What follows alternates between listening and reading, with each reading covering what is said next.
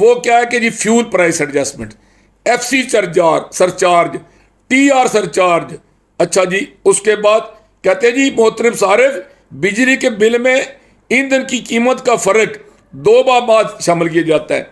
ये जो ईंधन की कीमत का फर्क है, ये उनके वालिद मोहतरम का टैक्स नहीं है, ये जो बिजली चोरी कराते हैं ना, वो हमारे ऊपर डालते हैं।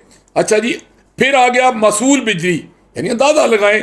फिर टेलीविजन फीस, अंदाजा लगाएं, मेरे जैसा बंदा भी टेलीविजन उसके घर में भी नहीं है, और वो अब लोगों ने केबलें लगवाई हुई हैं, तो ये टेलीविजन फीस मुसल्लत की हुई है लोगों पर, जिस जो चीज़, और इस ये उस अंदाजा लगाएं कि मस्जिद के बिल में भी शामिल होता है। फिर इस पर जनरल सेल्स टैक्स, फिर इस पर इनकम टैक्स, फिर इस पर फाजल टैक्स, फिर इस पर जनाब फर्दर टैक्स, फिर नीलम जेलम सरचार्ज, फिर sale tax, fuel price adjustment, income tax, fuel price adjustment.